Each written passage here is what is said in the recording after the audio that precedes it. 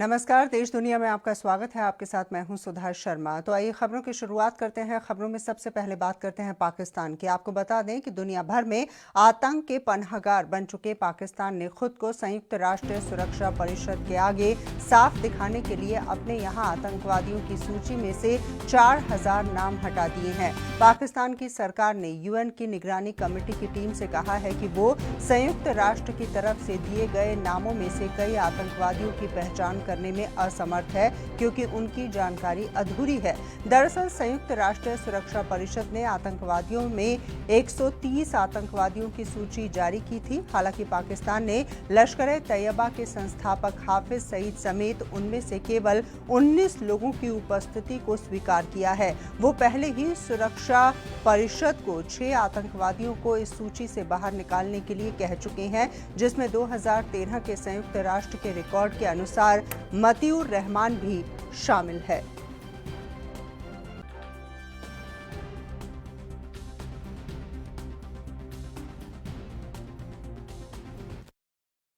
और खबरों में आगे बढ़ते हुए चलिए अब बात करते हैं नासा की। आपको बता दें कि अमेरिकी अंतरिक्ष एजेंसी नासा ने अपने मून मिशन के लिए 3 कंपनियों का चयन किया है। ये कंपनियां चंद्रमा तक एस्ट्रोनॉट तक पहुंचाने और वापस लाने का यान बनाने जा रही हैं। नासा 2024 में चांद की सतह पर एक महिला और एक पुरुष को उतारने जा रहा है। चांद पर उतरने के लिए नासा ने लैंडिंग सिस्टम बनाने के लिए 3 अमेरिकी अंतरिक्ष कंपनियों को चुना है। इन कंपनियों के नाम हैं स्पेस एक्स, ब्लू ओरिजिन और डायनेटिक्स। इनमें से स्पेस एक्स के मालिक अरबपति एलन मस्क और ब्लू ओरिजिन के मालिक जेफ जॉर्जेस हैं। ये भी आपको बता दें कि तीनों कंपनियां नासा के साथ मिलकर अपने अपने लैंडिंग सिस्टम को डिजाइन और विकसित करने की योजना बना रही हैं। तो एक बार फिर से अपने तमाम दर्शकों के लिए बता दें किस तरह से नासा ने ये पूरा प्लान तैयार किया है। 3 कंपनियां यहां स्पेस क्राफ्ट बनाने जा रही हैं।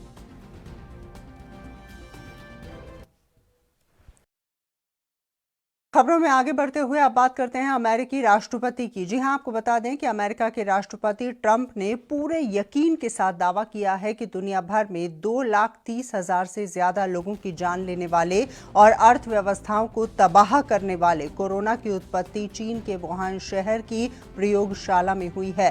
ट्रंप से पत्रकारों ने पूछा कि क्या उन्हें ऐसा कुछ मिला है जिससे वो यकीन के साथ इस बात को कह सकते हैं कि यह वायरस वुहान की लैब में पैदा हुआ। इस पर उन्होंने व्हाइट हाउस में पत्रकारों से कहा कि हां, मेरे पास ये सबूत है। हालांकि उन्होंने कोई भी जानकारी देने से इनकार करते हुए कहा कि जांच लगातार चल रही है और जल्दी ही सच सामने आएगा।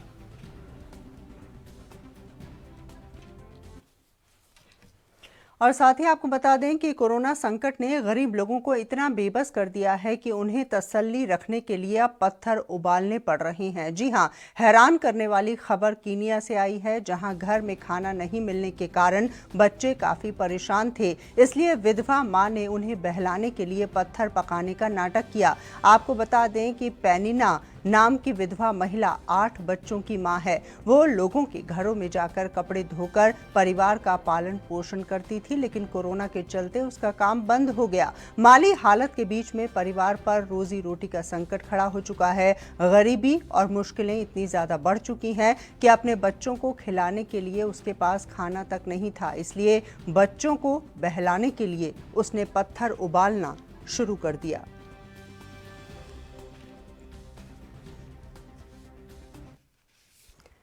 और अब बात करते हैं भारत की। जी हां, आपको बता दें कि कोरोना महामारी के चलते देश भर में लॉकडाउन लगा हुआ है, जिसे पहले एक दिन के ट्रायल के तौर पर जनता कर्फ्यू के नाम से लगाया गया था और फिर इसे बढ़ाकर लोगों को सजग करने की कोशिश की गई। आपको बता दें कि इसे 2 बार बढ़ाया जा चुका है, पहले 19 तारीख और 19 दिन के लिए और उसके बाद 21 दिन के लिए।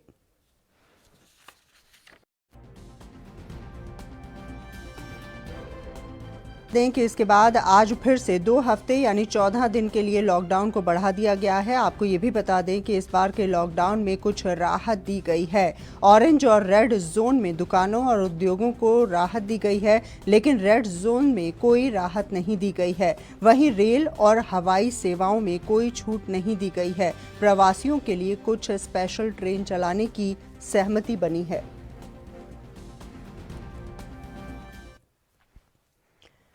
और साथ ही आपको बता दें कि कोरोना को लेकर सरकार ने संयुक्त प्रेस कॉन्फ्रेंस की, जिसमें कई महत्वपूर्ण जानकारियां दी गई हैं। क्या कुछ कहा गया है, आप भी सुनिए।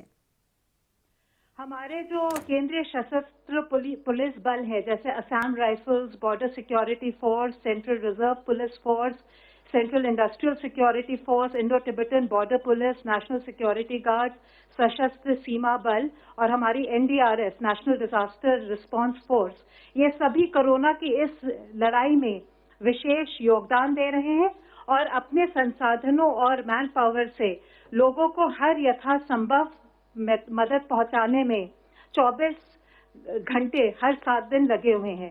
देश के कई भागों में ये बल हॉटस्पॉट एरियाज में लॉकडाउन के अनुपालन के लिए स्थानीय प्रशासन की सहायता कर रहे हैं।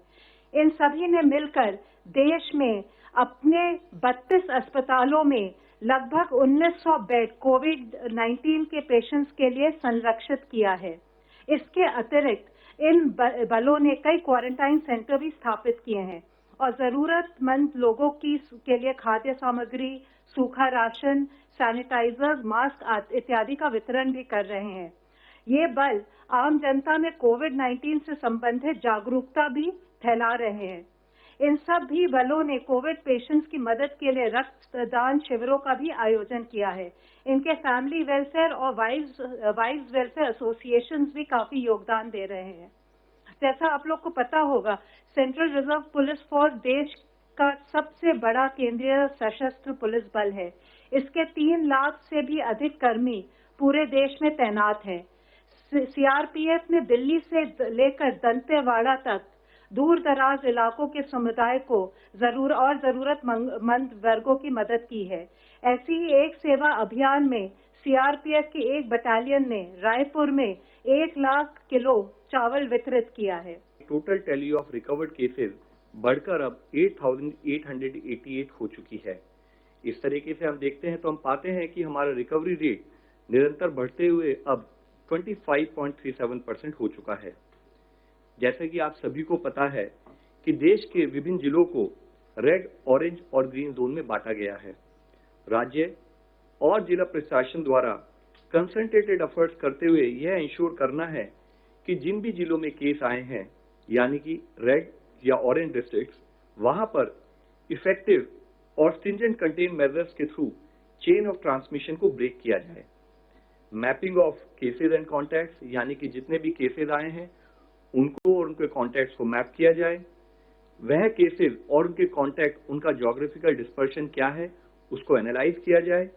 उसके साथ ही एक वेल डिफाइंड पैरामीटर जिसमें कि सारे रूल्स को प्रॉपर्ली और तरीके से इन्फोर्स किया जा सकता है, उन क्राइटेरिया को कंसिडरेशन में लेते हुए जहां पर भी ये केसेस आए हैं वहां पर एक कंटेनमेंट जोन डिलिनेट किया जाना चाहिए।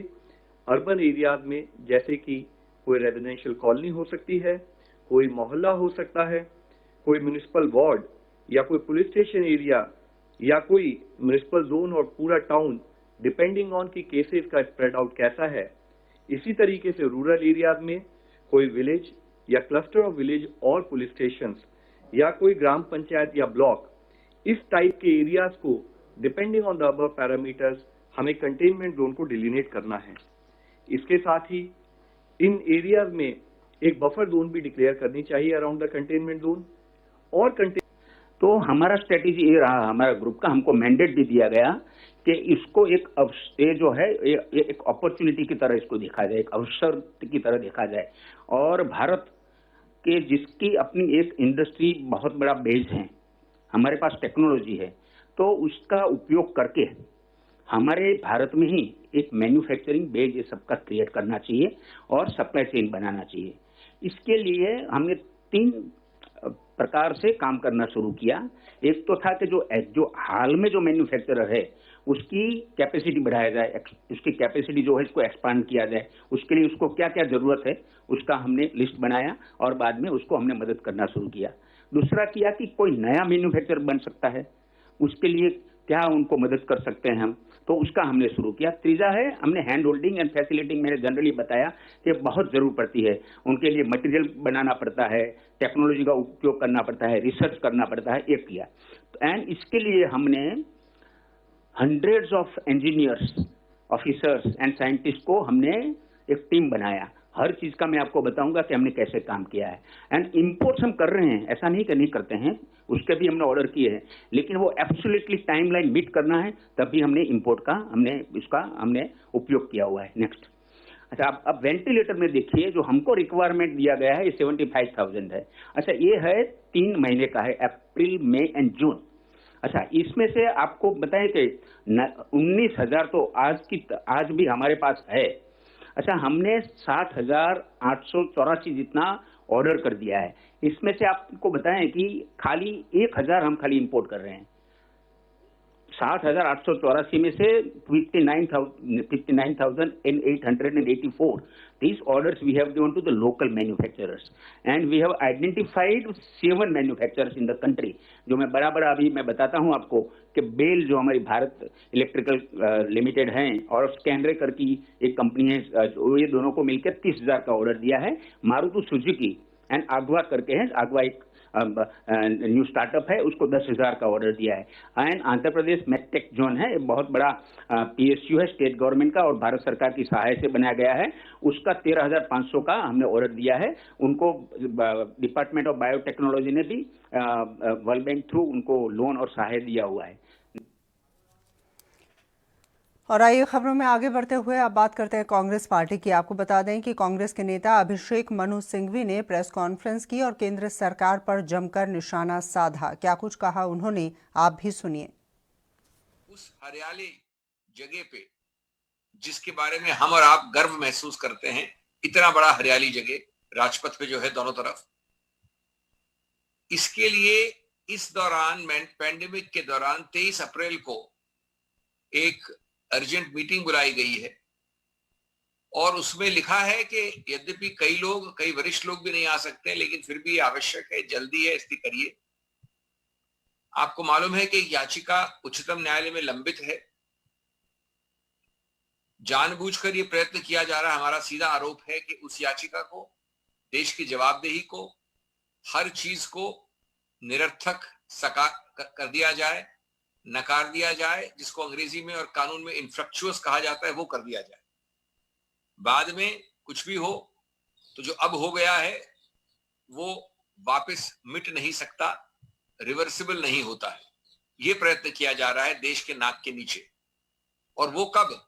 वो जबकि सिर्फ पैंडेमिक की बात नहीं है, लॉकडाउन में, पैंडेमिक के अंदर भी लॉकडाउन एक ऐसा समय होता है जहां पर ऐसी सेंट्रल विस्टा की मीटिंग करना अपने आप में एक अद्भुत चीज है। साथ साथ आपको मालूम है, सर्वविदित है कि 20,000 करोड़ न्यूनतम कंजर्वेटिव आधार पर इसका खर्चा है। 20,000 करोड़।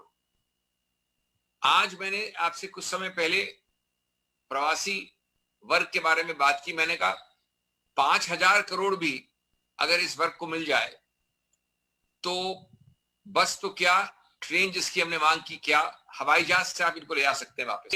महंगे वाले वेंटिलेटर 9 लाख 8 लाख के और सस्ते वाले 3 लाख के हैं। 3 लाख से 8-9 लाख की रेंज है वेंटिलेटर्स। लगभग 15 लाख वेंटिलेटर सस्ते वाले आ सकते हैं इस राशि में। मेरे को बोलने की आवश्यकता नहीं कि कितने और काम हो सकते हैं कोरोना में 20,000 करोड़ से। हम देश ये पूछ रहा है कि आप इतिहास क्यों वापस लिखना चाहते हैं? क्या हर चीज जो ऐतिहासिक है, पुरानी है, किसी और समय की है, उसको मिटाना आवश्यक है? क्या इसमें से आप अगर 1,000 करोड़ भी खर्च कर दें, और मैं सीधा आपको बोल रहा हूं, इसी 20,000 करोड़ में से 1,000 करोड़ भी नहीं होगा, मैं समझता हूं 500 करोड़ होगा, तो पार्लियामेंट हमारा चमक सकता है। नॉर्थ ब्लॉक, साउथ ब्लॉक अंदर से सबसे आधुनिक हो सकता है। ये शास्त्री भवन और उद्योग भवन और ऐसे जितने भवन हैं 2 किलोमीटर रेंज में, वो चमक सकते हैं। इस गति से, इस प्रकार इस प्रोजेक्ट को प्रायोरिटी अहमियत कैसे दी जा सकती है, क्यों दी रही है, ये एक बहुत बड़ा देश के सामने प्रश्न है। कोई उत्तर हमें मिलता नहीं है, जवाबदेही मिलती नहीं है। या तो सही घोषित कर दीजिए, आपने घोषित की थी ये कोरोना के पहले, इसमें कोई शर्म नहीं होनी चाहिए। अब कोरोना के बाद जब शुरू नहीं हुआ कुछ काम, तभी इसको स्थगित कर दीजिए, रोक दीजिए, कुछ तो करिए। उल्टा उसको और तेजी से आगे बढ़ाने में आप लगे हुए हैं। हम इसकी भर्त्सना करते हैं, हम इसकी जवाबदेही मांगते हैं और हम पूरी ताकत के साथ इसका विरोध करेंगे। और मैं एक बात और बोलना चाहूंगा अपनी बात को विराम देने से पहले। हमारी मांग है विनम्रता के साथ उच्चतम न्यायालय से कि जल्द से जल्द इसके इन्फ्रक्शंस होने से पहले, इसके ऐसी गति पकड़ने से पहले कि उसके बाद ये रिवर्सिबल नहीं हो, इसको बदल नहीं सके, उससे पहले इसका निर्णय करें, इसको ध्यान से देखें और इसको अहमियत दें। धन्यवाद। और अब बात करते हैं उत्तर प्रदेश की। आपको बता दें कि उत्तर प्रदेश के अपर मुख्य गृह सचिव ने प्रेस कॉन्फ्रेंस की। क्या कुछ कहा उन्होंने यहाँ पर, आप भी सुनिए। IITR एवं BSEP IP से टेस्टिंग के कार्य कराने के लिए माइक्रोबायोलॉजिस्ट और अन्य मानव संसाधन की व्यवस्था कराई जाए और शनिवार से इस टेस्टिंग को प्रारंभ किया जाए। मुख्यमंत्री जी ने L1, L2, L3 अस्पतालों में और क्षमता वृद्धि का निर्देश तो आपको दिया ही है, लेकिन private engineering college, dental college, nursing college में आवश्यकता अनुसार अगर जरूरत पड़े तो L1 और L2 चिकित्सालय स्थापित हो, इसका भी निर्देश उन्होंने दिया है। आगरा और कानपुर में अतिरिक्त प्रशासनिक व्यवस्था और डेडिकेटेड मेडिकल टीम भेजने का भी निर्देश उन्होंने आज दिया है और वरिष्ठ अधिकारी और वरिष्ठ चिकित्सा के अधिकारी आगरा और लखनऊ पुनः नए सिरे से भेजने का उन्होंने दिया है। उन्होंने आगरा और कानपुर नगर, उन्होंने ये भी कहा कि हम कोरोना के संक्रमण से बचने के लिए मेडिकल इंस्पेक्शन को हमें हर हालत में रोकना होगा। इमरजेंसी सेवा में भी PPE और किट्स और मास्क और बाकी आवश्यक उपकरणों का उपयोग हो, ये निर्देश उन्होंने पुनः दोहराया है। मास्टर ट्रेनर भी नियुक्त करने का उन्होंने आदेश दिया है और ये भी कहा है कि रोडवेज की बसों के चालकों और उनके मास्क और ग्लव्स उपलब्ध कराने का भी निर्देश उन्होंने दिया। जो हमारे चरणबद्ध रूप से श्रमिक बाहर से आ रहे हैं तो निरंतर हर प्रदेश से हमारे पास सूचनाएं आ रही हैं। हम लोग जो है हर प्रदेश की सूचना ले रहे हैं। माननीय मुख्यमंत्री जी ने कल सभी बड़े प्रदेशों के मुख्यमंत्रियों को पत्र लिखा है कि यदि उन प्रदेशों से पत्र में ये स्पष्ट किया गया है कि उन प्रदेशों से लिस्ट अगर आती है, मेडिकल टेस्ट आता है और ये पूरा एडवांस में सूचना आ जाती है, विवरण पूरा आ जाता है और ये प्रमाण पत्र आ जाता है कि उनकी मेडिकल चेकिंग हो गई है, तो चरणबद्ध रूप से उनको हमारे प्रदेश में उन्होंने जो है कई प्रदेशों को भेजा है। मैं बड़े जितने प्रदेश हैं उनको उन्होंने बताया है। मैं 1 मिनट आपको बता देता हूं।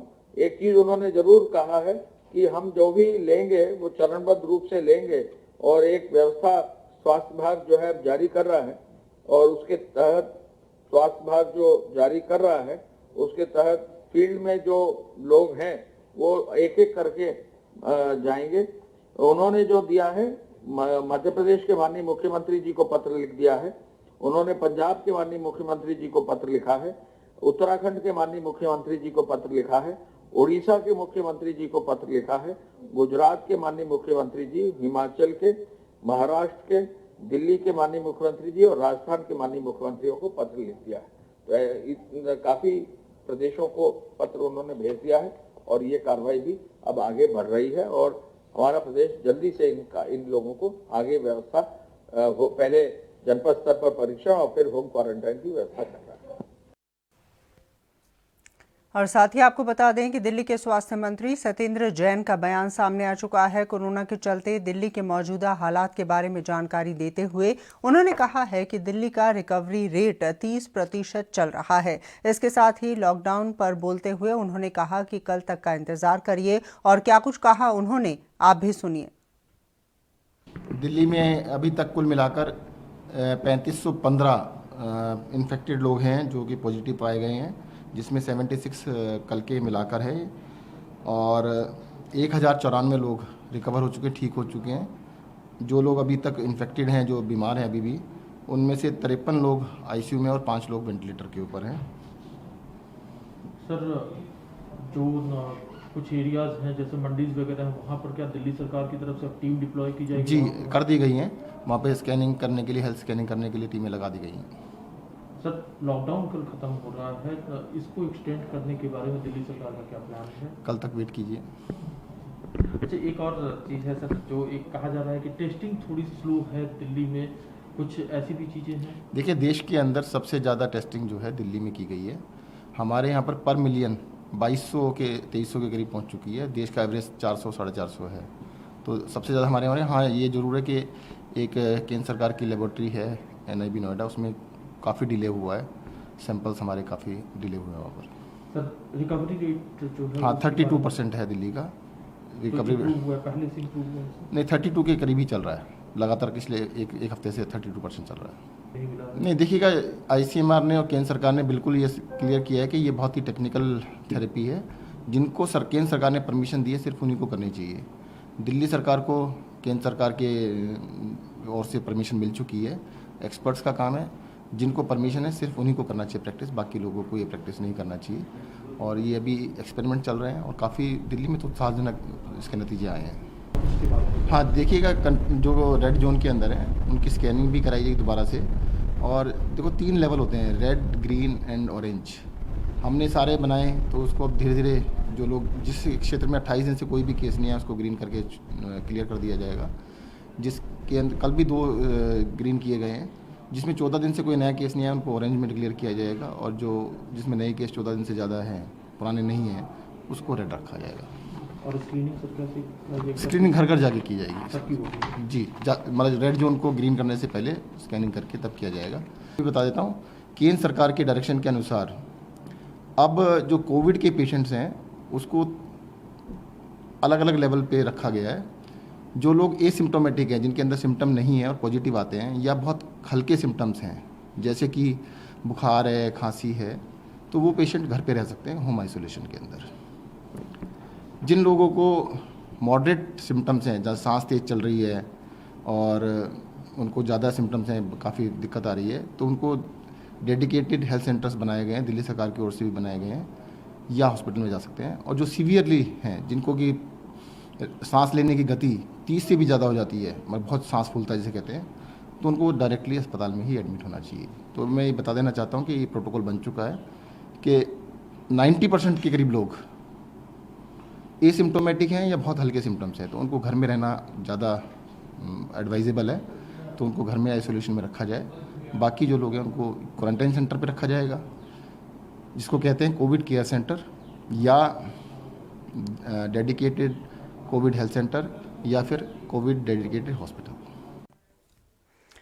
और खबरों में आगे बढ़ते हुए अब बात करते हैं मध्य प्रदेश की। आपको बता दें कि मध्य प्रदेश के मुख्यमंत्री शिवराज सिंह चौहान ने दूर से मजदूरों को लाने के लिए ट्रेन चलाने की इजाजत देने के लिए प्रधानमंत्री नरेंद्र मोदी और गृह मंत्री का आभार प्रकट किया है। उन्होंने कहा है कि अलग अलग दूर इलाकों से हमारे लोग फंसे हुए हैं, जहां से उनको लाना बसों से संभव नहीं था, और अब ट्रेन चलाने का काम किया जा रहा है। इससे ये काम आसान हो जाएगा।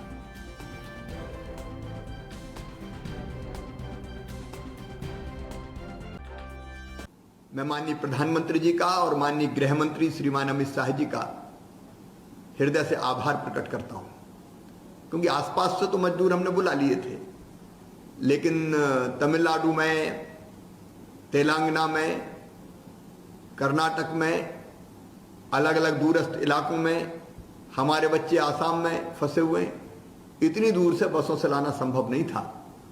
अब गृह मंत्रालय के गृह मंत्री जी के और माननीय प्रधानमंत्री जी ने जो ये काम किया ट्रेन चलाने का, उससे ऐसे मजदूरों को लाना बहुत आसान हो जाएगा। हमारे बच्चों को और टूरिस्ट को भी अपनी जगह भेजना बहुत आसान हो जाएगा। प्रधानमंत्री जी और गृह मंत्री जी को धन्यवाद।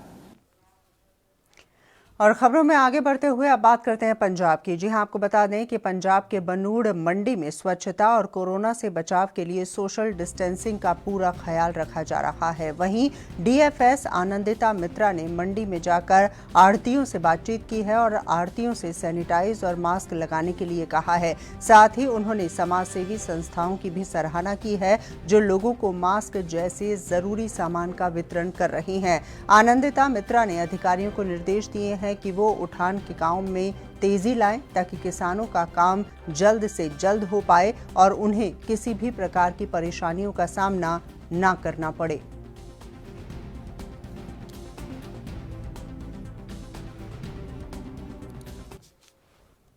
और फिलहाल के लिए बस इतना ही। मुझे दीजिए इजाज़त। नमस्कार।